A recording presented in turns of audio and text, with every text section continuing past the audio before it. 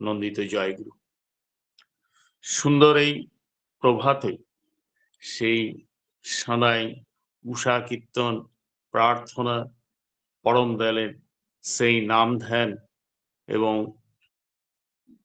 প্রার্থনা, বাণী পাঠ আর এই ভক্তিগীতি কীর্তনের মাধ্যমে আমাদের মন যেন কোথায় হারিয়ে যায়, আবেগে আমরা শ্রী শ্রী পরম দয়ালের সেই পরম ধামেই যেন মন চলে থাকে। সেই অবস্থা থেকে একটা অবস্থা থেকে আর একটা অবস্থায় গেলে যেন মনে হয় ভাবটা শুধু কেটে যাচ্ছে। তা আমরা সেই পরম দয়ালকে নিয়ে আছি, তিনি এসেছেন। শ্রী শ্রী ঠাকুর বলছেন যেখানেই তার নাম যান ধ্যান গুণকীর্তন করা হয় তিনি সেখানেই উপস্থিত থাকেন। তো তিনি আমাদের মাঝে উপস্থিত আছেন, তাই আমরা তাকে নিয়ে আনন্দ উপভোগ করছি। আজ এই নাম ধ্যান স্বস্তি যোগ্য পরিবারের পক্ষ থেকে এই প্রভাতী সৎসঙ্গের এই আয়োজন। আমরা এই যে নাম ধ্যান করি, কেন করি? এই নাম ধ্যানে আছে কি? শ্রী শ্রী ঠাকুর বললেন নাম আর নামই অভেদ, দুটোর মধ্যে কোনো পার্থক্য নেই। এই নাম, তা এই নামের মাহাত্ম্য কি? বহু প্রাচীন কাল থেকেই এই নামের মাহাত্ম্য আমরা শুনে আসছি। যে নাম, নামের মাহাত্ম্য কি? নামের মাহাত্ম্য কে বলতে পারে? একবার একটা পৌরাণিক কাহিনী আছে। এক ভক্ত মর্তের দেবর্ষি নারদকে জিজ্ঞাসা করছেন, আচ্ছা প্রভু, আপনি তো নাম করেন এত, তা নামে কি হয়, কি মাহাত্ম্য আছে নামের, আপনি কি বলবেন? তা দেবর্ষি নারদ বলছেন সেই সাধারণ মানুষকে যে আমি তো নাম করি, নামই আমার প্রাণ, নাম ছাড়া আমি থাকতে পারি না, কিন্তু নামের মাহাত্ম্য কি তা তো আমি জানি না। এটাই আমার প্রাণ, এছাড়া আমি থাকতে পারি না এটাই জানি, তা মাহাত্ম্য কি আছে তা তো আমি জানি না। তবে আপনি যখন বলছেন, তবে আমি বৈকুণ্ঠে যাচ্ছি, বৈকুণ্ঠে গিয়ে আমার প্রভু শ্রী নারায়ণকে আমি জিজ্ঞাসা করব, তারপরে এই নামের মাহাত্ম্য আপনাকে আমি জানাব। তা যথারীতি দেবর্ষি নারদ বৈকুণ্ঠে গেছেন। প্রভু শ্রী হরি বিষ্ণু নারায়ণকে জিজ্ঞেস করছেন, প্রভু আপনার নাম ছাড়া তো আমি থাকতে পারি না, নামই তো আমার প্রাণ। তা এই মর্তে এক ভক্ত জিজ্ঞেস করছিলেন যে নামের মাহাত্ম্য কি, তা আমি বলতে পারেননি। প্রভু আপনি যদি দয়া করে বলেন এই নামের মাহাত্ম্য, তাহলে আমি আপনার সেই ভক্তের মনোবাঞ্ছা পূর্ণ করি গিয়ে মর্তে গিয়ে। তা তখন প্রভু শ্রীহরি বিষ্ণু বলছেন, দেখো নারদ, এর নামের মাহাত্ম্য আমিও জানি না, তুমি বরং এক কাজ করো, পরম পিতা ব্রহ্মদেবের কাছে যাও, তিনি সৃষ্টিকর্তা, তিনি হয়তো এই নামের মাহাত্ম্য তিনি বলবেন। তা যথারীতি দেবর্ষি নারদ গেছেন পরম পিতা ব্রহ্মদেবের কাছে, গিয়ে জিজ্ঞেস করছেন, হে পরম পিতা, আমি যেই নাম করি এর নামের মাহাত্ম্য কি? প্রভুকে জিজ্ঞেস করলাম, তিনি বলতে পারলেন না, আপনার কাছে পাঠিয়ে দিয়েছেন। তা আপনি দয়া করে এই নামের মাহাত্ম্যটা একটু যদি বলেন, মর্তে একজন জিজ্ঞেস করেছেন, তা আমি তার বাঞ্ছা পূর্ণ করতে পারি। তা তখন পরমপিতা ব্রহ্মদেব বলছেন, দেখো নারদ, তুমি যে এই নাম করো এই নামের মাহাত্ম্য আমিও জানি না, তুমি বরং কৈলাস চলে যাও, দেবাদিদেব মহাদেব ধ্যানই, ধ্যানে জেনে তোমাকে বলে দিতে পারে, তুমি দেবাদিদেব মহাদেবের কাছে যাও। তা যথারীতি তিনি মহাদেবের কাছে গেছেন, দেবাদেব মহাদেবকে একই প্রশ্ন করায় দেবাদিদেব মহাদেব বলছেন, দেখো নারদ, এর নামের মাহাত্ম্য আমিও তোমায় বলতে পারবো না, তবে আমার মনে হয় তুমি যমালয়ে যমরাজের কাছে একবার সাক্ষাৎ করে এসো, আমার মনে হচ্ছে তোমার সেখানে গেলে তোমার এই ইচ্ছা পূরণ হবে। তা সেই কথা মতো তিনি গেছেন যমালয়, নারদ গেছে যমালয়। এ তো একটা অদ্ভুত ব্যাপার। তো যমরাজ দেখেই অবাক, নারদ এখানে এসছে, মহামুনি নারদ, দেবর্ষি নারদ যমালয়। তো জিজ্ঞেস করছেন, আরে নারদ, এখানে আপনার আগমন? তা বলছে, দেখুন, আমি যে প্রভুর নাম করি, এই নামের মাহাত্ম্য মর্তে এক ভক্ত জিজ্ঞেস করেছেন, আমি বলতে পারিনি। প্রভু শ্রীহরিকে জিজ্ঞেস করলাম, তিনিও পারলেন না। তিনি পাঠালেন পরমপিতা ব্রহ্মদেবের কাছে। পরমপিতা ব্রহ্মদেবের কাছে গেলাম, তিনিও পারলেন না এই নামের মাহাত্ম্য বর্ণনা করতে। তিনি পাঠালেন দেবাদিদেব মহাদেবের কাছে। তা দেবাদিদেব মহাদেব কাছে গিয়েও আমি সেই নিরাশ হলাম, তিনিও পারলেন না এই নামের মাহাত্ম্য ব্যাখ্যা করতে। তাই তিনি বললেন, আপনার কাছে এলে আমি এটা উপলব্ধি করব। তা দয়া করে আপনি যদি এই নামের মাহাত্ম্য বলেন, তা আমি ওই মর্তে যে ভক্ত তার ইচ্ছা পূরণ করে আসি। তা যমরাজ সঙ্গে সঙ্গে বলছেন, দেখো নারদ, ব্রহ্মা বিষ্ণু মহেশ্বর যার কিনারা করতে পারে না, যে নামের মাহাত্ম্য বলতে অক্ষম, আমি কি করে সেটা সম্ভব, আমি কি করে বলবো? তবে তুমি যেখানে এখানে এসেছো, আমার এই জমপুরিটা একবার ঘুরে যাও। তা তখন যমরাজ নিয়ে গেছেন নারদকে, ঘুরে দেখাচ্ছেন জমপুরি। জমপুরিতে দেখছে না, ও মানুষের অজস্র চিৎকার, আর্তনাদ, অসহ্য যন্ত্রণা, যেন সহ্য করতে পারছে না মানুষ, চিৎকার, এইরকম বিভৎস দৃশ্য। তাই এই দৃশ্য আর এই শব্দ, বিভৎস শব্দ শুনে নারদ যমরাজকে জিজ্ঞেস করছেন, এসব কি হচ্ছে এখানে? এত আর্তনাদ, এত, এদের কি হয়েছে? তার সঙ্গে সঙ্গে যমরাজ বলছেন, আরে জানেন না, এই মর্তে গিয়ে যত অকাম কুকাম করে আসে, এখানে এসে ওই যমালয় এসেই নরক ভোগ করছে। সঙ্গে সঙ্গে এই কথা শুনে যমরাজের নারদ কানে আঙুল দিয়ে শুরু করেছেন নারায়ণ নারায়ণ, সেই নাম শুরু করে দিয়েছেন। আর যমরাজ সঙ্গে সঙ্গে তাকে বলছেন, আরে এ কি করছেন, এ কি করছেন, থামান থামান থামান, কি করছেন? তা নারদ বলছেন, এ কি করছি মানে, তো প্রভুর নামই করেছে, খারাপটা কি? তা বলছেন, কেন, কি হলো? বলছে, এই দেখছেন না কি হলো? সঙ্গে সঙ্গে দেখা গেল চারিদিক সব নিস্তব্ধ হয়ে গেছে, যেন একটা শান্তির পরিবেশ। যে আর্তনাদ ছিল ছিল, ত্রাহি ত্রাহি রব ছিল, কিছুই নেই, সব যেন শান্ত হয়ে গেছে। বলছে, কেন? এই দেখছেন না কত শান্ত হয়ে গেল? আপনি এই নাম করলেন, আর এই নামে সব উদ্ধার হয়ে গেল। তাই মহাপ্রভু এই নামে বলছেন, একবার কৃষ্ণ নামেই যত পাপ হরে, জীবের সাধ্য কি তত পাপ করে। তাই এই নাম যে করছি, এই নামের যা পাপ করে, নামের যা মাহাত্ম্য, ভাষায় বলে প্রকাশ করা যায় না। জীবের সাধ্য নেই তত পাপ করে। আবার শ্রী শ্রী ঠাকুর বললেন, সদ্দীক্ষা তুই এক্ষুনি নেই, স্টেতে রাখ সম্প্রীতি, মরণ তারণে নাম জপে কাটেই অকাল জম্ভিতে।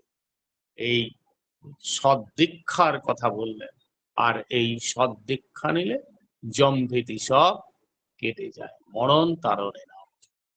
আবার মহাপ্রভু বলছেন, লক্ষ জন্ম করে যদি নাম সংকীর্তন, তথাপি না পায় ব্রজের ব্রজেন্দ্র। কি ভয়ঙ্কর কথা! একবার তিনি বলছেন, একবার এই নাম করলে যত পাপ করে, জীবের সাধ্য কি তত পাপ করে। আবার সেই মহাপ্রভুই বলছেন, লক্ষ জন্ম নাম করেও কিছু। শ্রী শ্রী ঠাকুর কি বললেন? শ্রী শ্রী ঠাকুর বললেন, ইষ্ট পদে টান না হলে জপ করিস বা কি, লক্ষ জনম করলেও লক্ষ জনম করলেও জপ লাভ হবে ফাঁকি।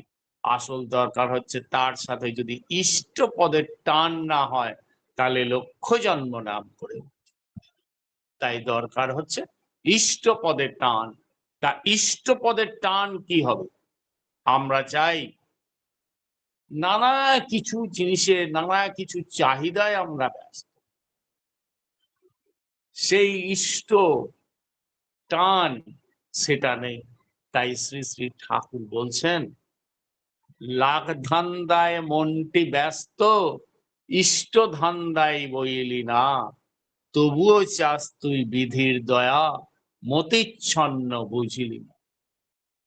তাই তিনি এসেছেন এই ঘোর কলির শেষে জীবকে উদ্ধার করতে। তাই তিনি হাতে কলমে সব পড়িয়ে শিখিয়ে দিচ্ছেন।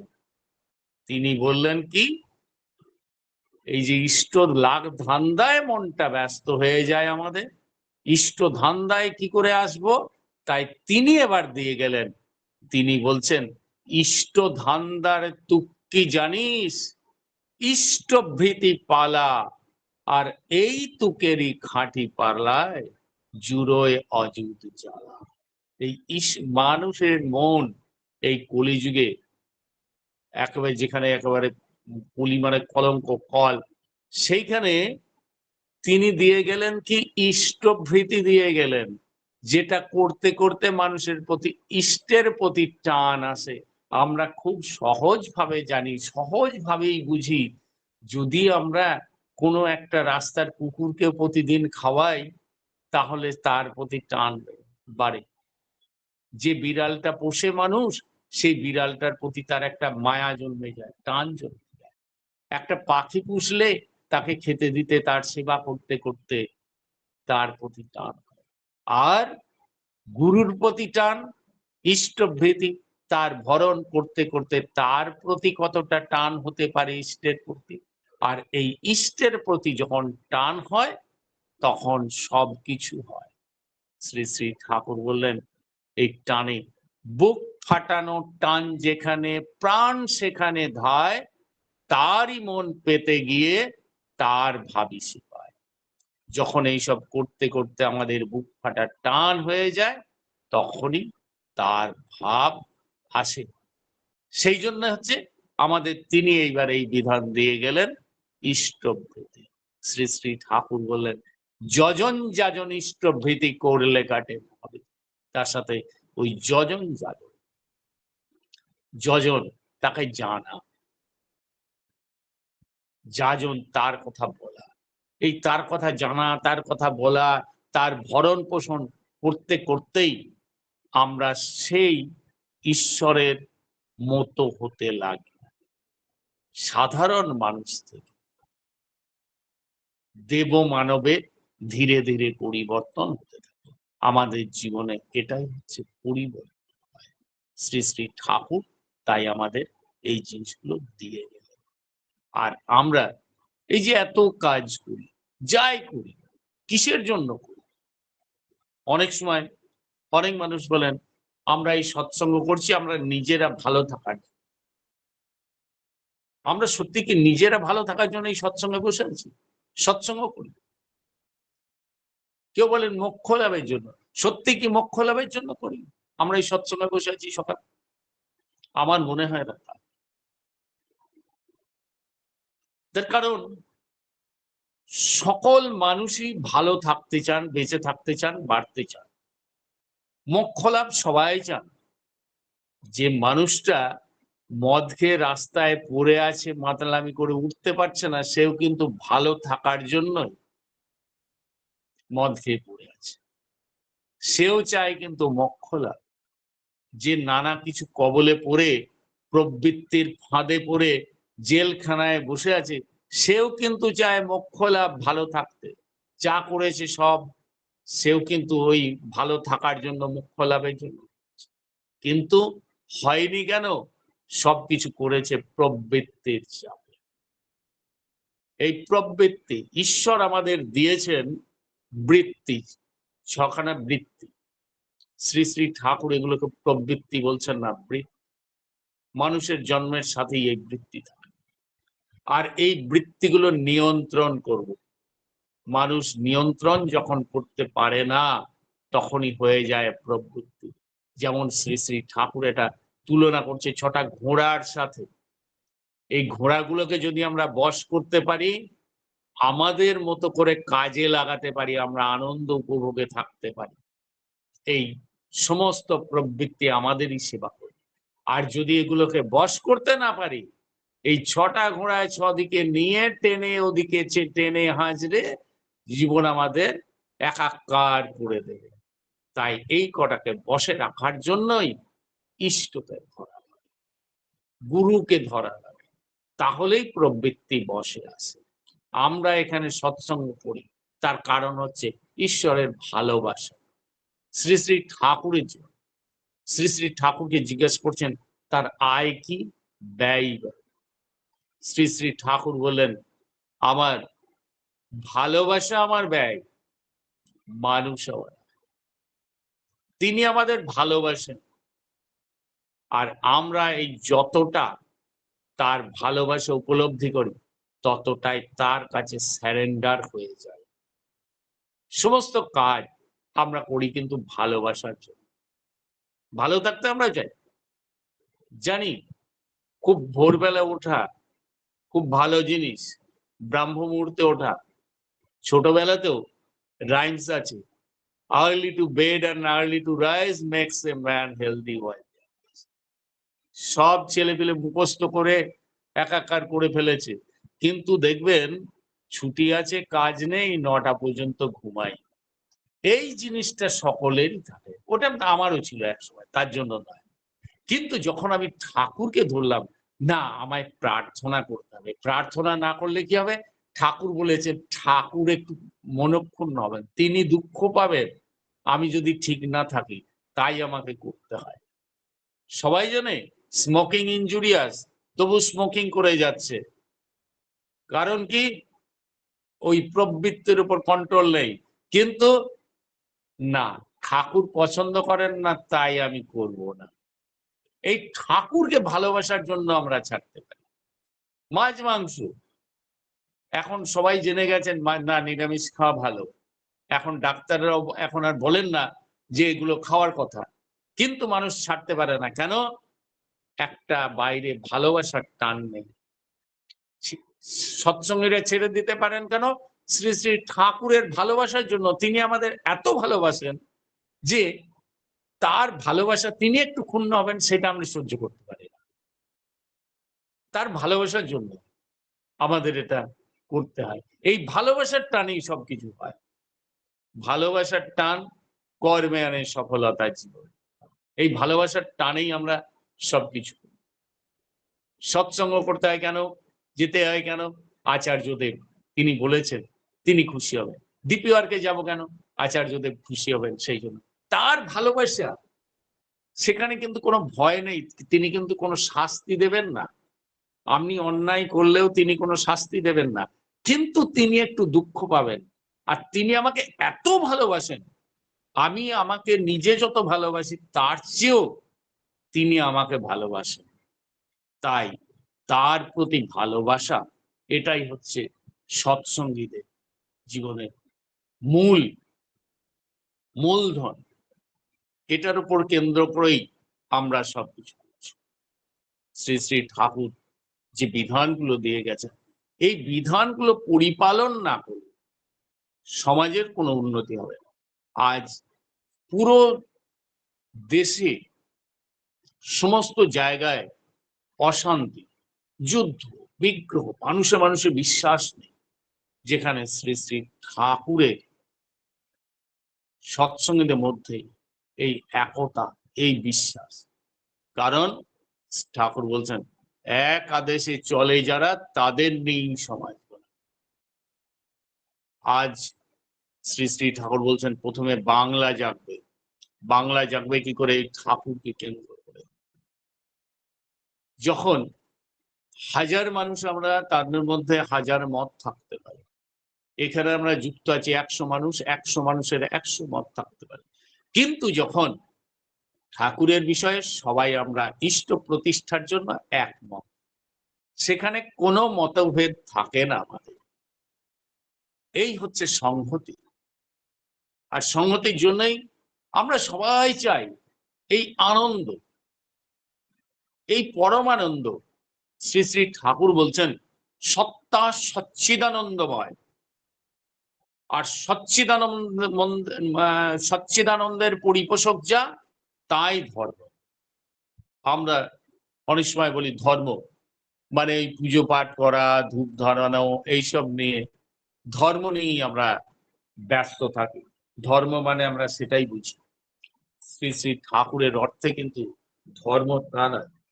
শ্রী শ্রী ঠাকুর বললেন পুজো পাঠ তুই যতই করিস ফুল তুলসী গঙ্গা জলে, অনুশীলনী কৌশল ছাড়া ফল হবে না। কোনো কিছু করে কিছু অনুশীলনী কৌশল তিনি যেটা দিয়ে গেছেন সেই জিনিসগুলো পরিপালন করতে, আর এই পরিপালনের মধ্য করতে গেলে কি হয়, ধর্ম মূর্ত হয় আদর্শে। একটা জীবন্ত আদর্শ দরকার। এই জীবন্ত আদর্শ ছাড়া কোনো দেশ, কোনো জাতি কোনোদিন বড় হতে পারে।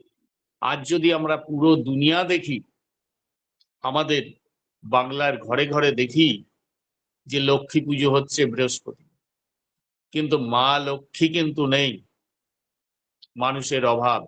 যদি বড় লোক দেখতে হয়, বলতে হয় ওই আমেরিকা, জাপান, জার্মানি, ইউরোপের কান্ট্রিগুলো, তারা বড় লোক। তারা কিন্তু মা লক্ষ্মী পুজোও করে না, কিছুই করে না। তারা মা লক্ষ্মী জানেই না নাম। মা লক্ষ্মী বললে বলবে সে একজন ইন্ডিয়ান লেডি। মা সরস্বতী আমাদের বিদ্যার দেবী, খুব আরাধনা হয়। কিন্তু যদি শিক্ষার দিক থেকে দেখা যায় ভারতবর্ষ অনেক পিছিয়ে। আধুনিক শিক্ষা লাভ করতে গেলে যেতে হবে আমেরিকা, ইউরোপের দেশে উচ্চ শিক্ষার জন্য। তাহলে আমরা এত সরস্বতী পুজো করে করলাম যদি হয়। আবার তো দেখি আমাদের দেশে এত বিশ্বকর্মা পুজো হয়, কারিগরির দেবতা, কিন্তু কোন জিনিস একটা কিনতে গেলে মেড ইন আমেরিকা, সেটাই ভালো কোয়ালিটি হয়। বাইরের জিনিস, টেকনোলজি, তারাই উন্নত। তাহলে আমাদের কারিগরির দেবতা কি? আসল কথা দেবতার কথা না, দেবতার নাম করে আমরা অনুশীলন করি, আদর্শ ধরিনি। কিন্তু তাদের একটা আদর্শ আছে, জেসাস ক্রাইস্ট। এক আদর্শকে নিয়ে চলে তারা এত উন্নতি হয়েছে। আমরা যদি আমাদের আদর্শ বর্তমান পুরুষোত্তম শ্রী শ্রী ঠাকুরকে ধরতে পারি, সবাই যদি তাকে নিয়ে সেই আদর্শে চলি, তাহলে কিন্তু আবার এই বিশ্বে আমরাই পথ দেখাবো। আর তার একটাই উপায়, বিশ্বের আরো উন্নতির জন্য সমস্ত সমস্যা শ্রী শ্রী ঠাকুরকে জীবনে প্রতিষ্ঠা করে এটাকে দেশে দশের মধ্যে প্রতিষ্ঠা করা, আরো ছড়িয়ে দেয়া, তাহলেই হবে সেই ইষ্টের কাজ, দেশের উন্নতি। শ্রী শ্রী ঠাকুর এই যে এত জিনিস, সবকিছুর মূলে হচ্ছে ইষ্টে টান। আর এই ইষ্টে টান বাড়ে এই ইষ্ট সেবা করতে, ইষ্ট সেবা করতে করতেই তার টান বাড়ে, তার প্রতি কথা বলতে, সৎসঙ্গ করতে করতে করতেই আছে। আর এই টানের লক্ষণ কি? শ্রী শ্রী ঠাকুর বলছেন টানের লক্ষণ যাজন সেবা, যাজনে উপভোগ, এমনি করেই আসে কর্ম, কর্মে পূর্ণ যোগ। তাই পরম পিতার কাছে প্রার্থনা করি আমরা যেন সকলেই তাকে নিয়ে থেকে, তার প্রতি টান নিয়ে, তার বিধিবিধান মেনে, তার মনের মতো হয়ে চলতে পারি। জয় গুরু, বন্দে পুরুষোত্তম।